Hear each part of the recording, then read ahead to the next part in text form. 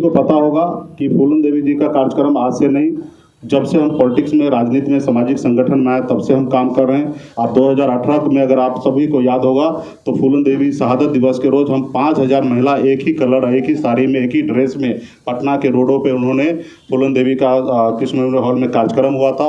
और हर साल हम लोग कार्यक्रम करते हैं और हमें अपने पूर्वज को, जुब्बा सानी हो, फूलन देवी को हमेशा याद करते रहते हैं।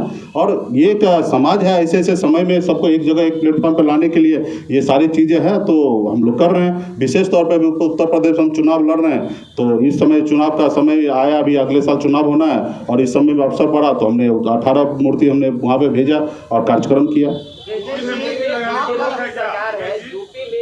मूर्ति लगाने पर रोक है क्या, इसकी जानकारी है आपको? जी हाँ, मूर्ति 2008 में सरकार का गाइडलाइन है कि मूर्ति वहाँ पे नहीं लगाया जा सकता और लगाया जाएगा तो उच्च स्तरीय पे परमिशन लेकर लगाया जाएगा।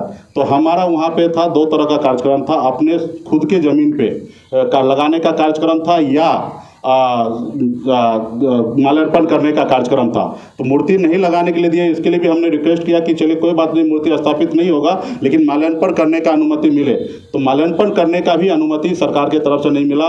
इनफैक्ट हमारे लखनऊ कार्यालय पर, हम अपने कार्यालय पे, प्राइवेट प्लेस पे, हम अपने कार्यालय पे वहाँ पे मूर्ति लगाया गया, वहाँ पे भी माल्यार्पण करने से रोका गया। छोटा सा अपने कार्यक्रम आप कर सकते लेकिन बड़े मूर्ति पे, प्रतिमा पे आप माल्यार्पण नहीं कर सकते। तो ये कहीं ना कहीं एक अच्छा सोच और अच्छा विचार नहीं है।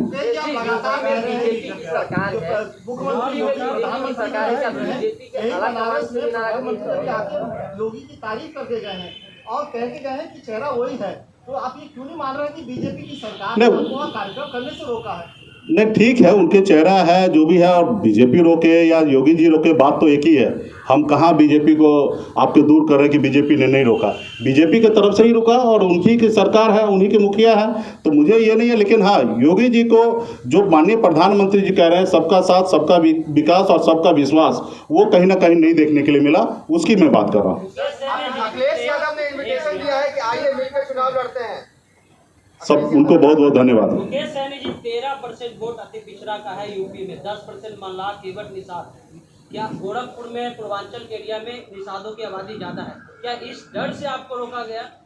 सिर्फ 13% नहीं, 16% सिर्फ निषाद का वोट है और बाकी पिछड़ी की अगर बात कीजिएगा तो वो 30% के आसपास में है और उनको डर दिखा। और ये हमारे लिए अच्छा है कि वहाँ के प्रदेश के सरकार को, वहाँ के सिस्टम को डर दिखा कि ये वोट मुकेश सहनी के साथ जा रहा है। तो ये हमारे लिए अच्छा है और हमारी पार्टी मजबूती से 2016 से ही हम उत्तर प्रदेश में सामाजिक संगठन के द्वारा काम कर रहे हैं। अभी हमने पॉलिटिकल पार्टी बनाया, तो हम इस साल 2018 में बनाया और 2022 में चुनाव लड़ेंगे। अपने दम पर हम कई विधायक को जिताएंगे और आने वाले समय में सरकार बनाएंगे।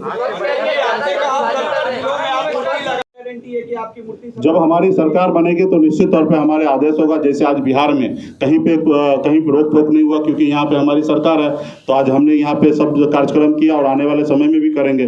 तो ये तो आपको पता ही होगा कि जिनकी सरकार होता है वो उनकी निश्चित तौर पे उनका बात होता है, उनको कौन रोकने वाले हैं। तो हम आने वाले समय में करेंगे। अभी उत्तर प्रदेश खत्म हो गया, अभी आप आगे आइए।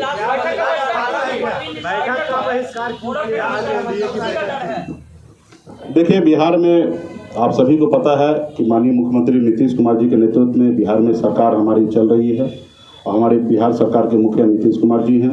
और ये बात सत्य है ना कि 4 पार्टी के सहयोग से बिहार में एनडीए की सरकार है, जिसमें बीजेपी, जेडीयू, वीआईपी और हम पार्टी। तो बीच में कुछ दिनों से एहसास नहीं हो पा रहा है कि 4 पार्टी का गठबंधन से सरकार चल रहा है। कहीं पे भी सिर्फ 2 पार्टी का नाम आता है, बीजेपी और जेडीयू। वीआईपी पार्टी हो या हम पार्टी का नाम वहाँ पे नहीं पहुँच पाता है। तो मुझे लगता है कि ऐसे एनडीए में बैठक उचित नहीं होगा। हम सरकार के साथ है, माननीय मुख्यमंत्री नीतीश कुमार जी के साथ है। जहाँ पे वीआईपी पार्टी को अगर सम्मान नहीं मिल सकता, ऐसे मंच पे जाके क्या बात रखेंगे। तो इसलिए बहुत सारा इशू है, इसके लिए हम सब बैठकर अगर एनडीए अगर चाहेंगे, एनडीए के सभी नेता, तो बैठकर इस पर मंथन किया जाएगा कि कहाँ चूक हो रहा, कहाँ समस्या है। ये घर की बात है, घर में हम लोग सलटाएंगे। ये बात निश्चित तौर पे है कि एनडीए नज़र नहीं आता है। तो एनडीए नज़र अगर नहीं आ रहा है तो मेरा इसी बात से तकलीफ है और इसलिए मैं वहाँ पे नहीं गया हूँ। आज हमारे माननीय मांझी जी हैं, इतना सम्मानित नेता है, पूर्व मुख्यमंत्री रहे हैं, आज उनको भी सरकार में बेहतर जगह होना चाहिए। आज हम लोगों के सहयोग से बिहार में सरकार चल रहे हैं, तो ये सब चीज़ को कहीं ना कहीं एनडीए के प्लेटफॉर्म हो जहाँ पे ये सब बात को रखा जाए और सारे चीज़ देखा जाए कि कहाँ पे लॉ एंड ऑर्डर में क्या सही है, कहाँ नहीं है, कहाँ बाढ़ में क्या समस्या नहीं है। जब इस पे बैठ के हम लोग मंथन करेंगे तो बहुत सारा चीज़ निकलेगा, लेकिन जब बैठक ही नहीं हो रहा तो फिर बात नहीं हो पा रहा है। और आप सब ने देखा कि किस तरीके से पदाधिकारी यहाँ पे हावी है। हमारे माननीय सम्मानित मंत्री ने कहा कि चपरासी तक बात नहीं मान रहे, तो आखिर ऐसे कौन पदाधिकारी है, कौन ऐसे चपरासी है कि वो बात नहीं मान रहे। तो ऐसे भी जगह पे बात करने की आवश्यकता है। और बिहार के जनता ने हमें चुना है, हमारी सरकार को बनाया है, माननीय नीतीश जी को मुखिया बनाया है। तो आज हम लोगों का एक मकसद है कि बिहार के जनता को लिए काम करें, युवा के लिए काम करें। हम लोगों ने लक्ष्य रखा है कि 5 साल में 19 लाख युवा को रोजगार देना, तो 19 लाख लोगों युवा को रोजगार देना तो कैसे होगा। उसके लिए तो प्लानिंग करने की आवश्यकता है, सबको एक टीम वर्क बन के काम करने की आवश्यकता है। सिर्फ हम पॉलिसी बनाने से नहीं होगा, तो इसके लिए बहुत सारा चीज़ें हैं और मुझे लगता नहीं कि सब बात